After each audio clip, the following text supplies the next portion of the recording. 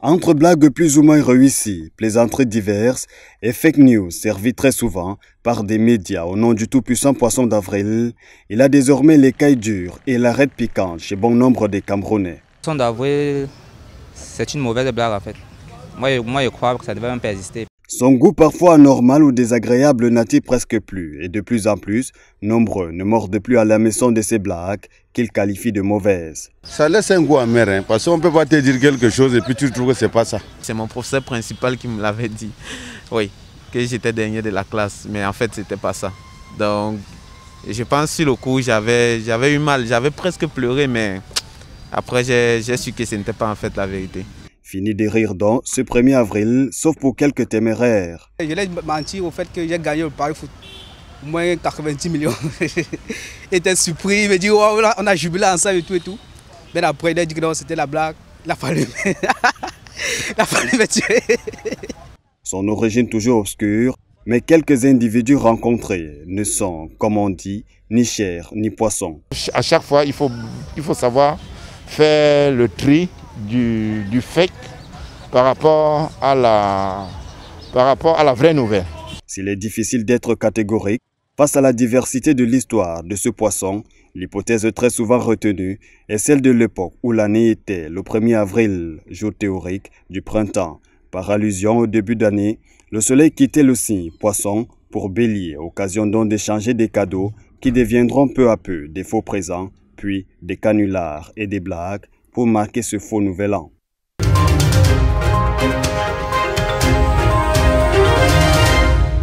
Il fallait monter patte blanche pour sauver au moins les tôles et raser la charpente avant ce bulldozer qui raflait tout sur son passage en déblayant toute une zone octroyée à Néo pour l'implantation d'une centrale photovoltaïque de 15 MW censée apporter une puissance additionnelle au réseau interconnecté Nord.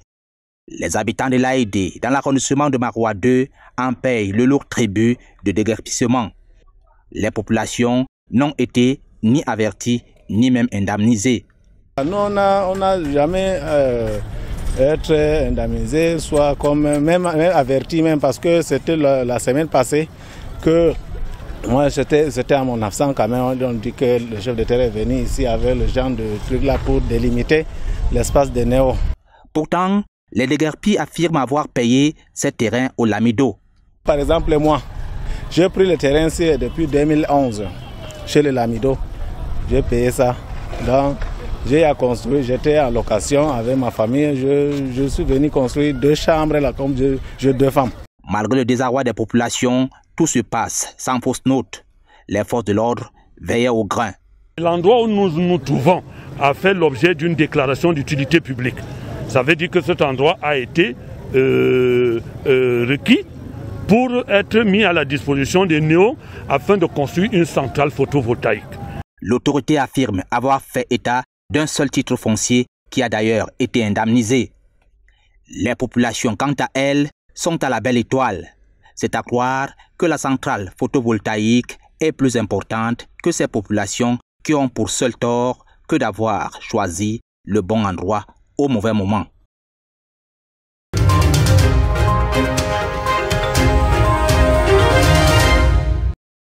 La communauté urbaine de Douala n'a pas elle aussi échappé à l'impact de la Covid-19. Son budget pour l'année de 2020 a été revu à la baisse initiale de plus de 54 milliards. Il a été rectifié à 46 milliards 496 millions 470 653 francs CFA. Des chiffres qui ont été dévoilés le 31 mars 2021 au cours de la session ordinaire du Conseil de la communauté consacrée à l'examen et à l'adoption du compte administratif de l'exercice clos au 31 décembre 2020 tenu à la salle des fêtes à Douala. Il a été révélé au cours des travaux que pour le compte de cet exercice, un excédent de 2 milliards 135 millions 786 799 francs CFA en raison des recettes qui se sont élevées à 44 milliards 108 millions 127 288 francs CFA et des dépenses élevées à 43 706 629 281 francs CFA. Le taux de réalisation du budget qui a franchi les 98% n'était de nature qu'à satisfaire le préfet du Vouri, représentant de l'État.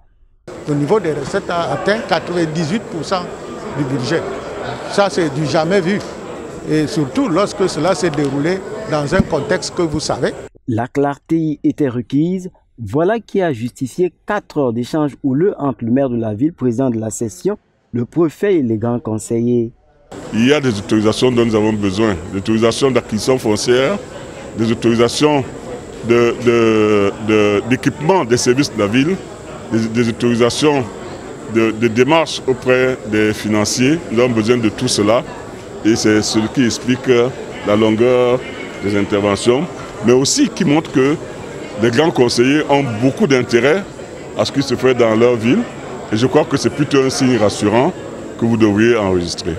C'est donc comme un accord que le compte a été adopté. Et c'est une satisfaction pour le grand conseil que nous sommes. Et vous avez suivi comment nous avons débattu houlement pour certaines délibérations. Et tout ça, c'est pour faire vraiment gérer la ville de Douala. Nous sommes à la veille de la pluie et nous avons tous initié ensemble pour pouvoir changer vraiment la ville.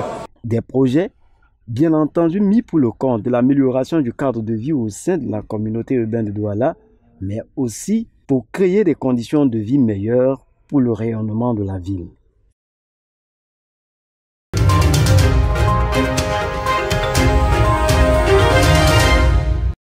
Le visage du nouveau patron de la police dans l'Adamawa est bien connu des populations.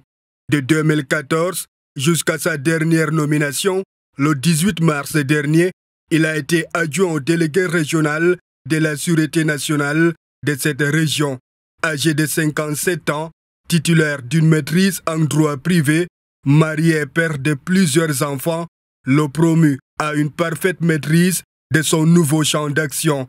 Mais cela n'a pas empêché au délégué général à la Sûreté nationale, Martin Bargangele, de lui rappeler sa feuille de route. Vous devez veiller à la protection des personnes et des biens, à la sécurisation de la nationalité camerounaise, au maintien de l'ordre et de la paix sociale.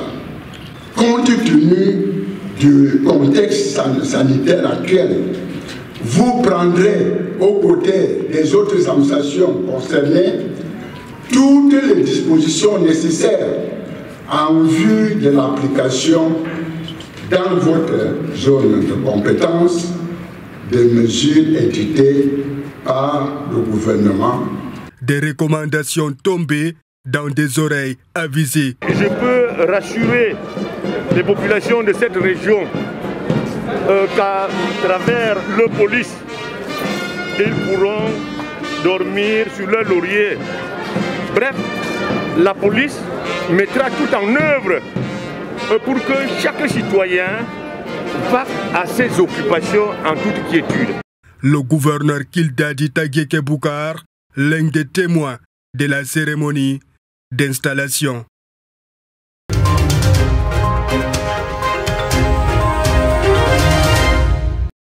La session de renforcement des capacités des honorables députés, membres de la Commission des finances et du budget de l'Assemblée nationale, s'articule autour de 4 thématiques, à savoir l'impact de la Covid-19 dans l'environnement économique national, sous-régional et international, les régions dans le processus de décentralisation au Cameroun, les enjeux et les perspectives de la stratégie nationale et le Parlement et la nouvelle mission d'évaluation des politiques publiques. Dans le cadre de réunion trimestrielle de la Commission des finances et du budget, nous essayons à chaque fois et à chaque session d'introduire une session de formation et d'information sur les questions économiques. Les travaux de 2 jours sont animés par le Programme supérieur de spécialisation en finances publiques. Au-delà des échanges sur la maîtrise du cadre d'élaboration des politiques et d'exécution des budgets dans notre pays, de s'appesantir sur des questions poignantes d'actualité. Ce troisième séminaire d'information vise à pérenniser l'appropriation continue des instruments susceptibles de permettre aux députés d'exercer efficacement leur mission de contrôle parlementaire des finances publiques et d'amélioration de la gouvernance publique.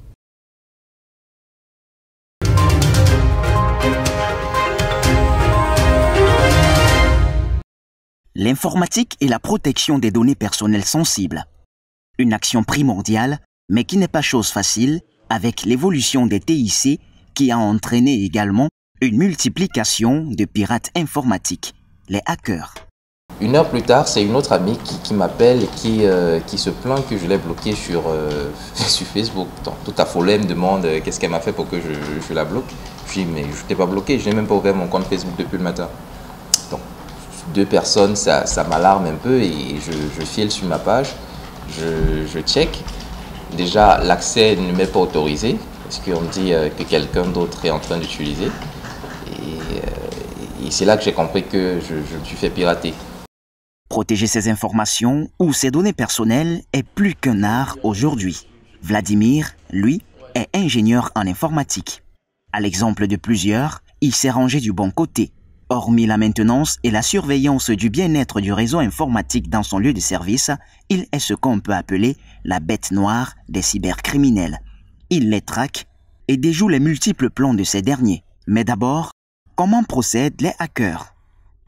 Vous voulez effectuer une transaction par exemple et que la page principale qui vous permet d'interagir avec l'entreprise se présente, ça voudrait dire que vous êtes amené à entrer vos informations, par exemple votre nom, votre identité, le numéro de votre carte bancaire. Le pirate, en tant qu'un grand ingénieur en programmation, il est capable de développer une page qui est similaire à la page de l'entreprise. Alors là, ce que vous voyez devant vous, pensez qu'en fait c'est le portail ou le formulaire de l'entreprise, alors qu'en réalité c'est celui du pirate. Et pour ce qui concerne les réseaux sociaux, les pirates utilisent une autre technique pour arriver à leur fin malsaine. Les hackers, comme on dit généralement, utilisent certains types de logiciels en fait pour dupliquer votre compte de telle sorte que toutes vos informations qui sont liées à votre compte, ils sont capables de reproduire le même compte, mais les mêmes informations mais sur un autre compte. Du coup, je suis capable donc de publier une information en me prenant pour vous par exemple.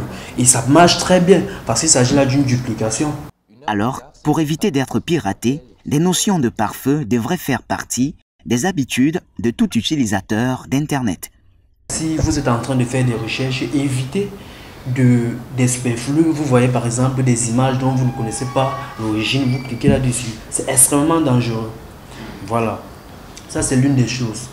La deuxième des choses, c'est avoir des mots de passe extrêmement complexes.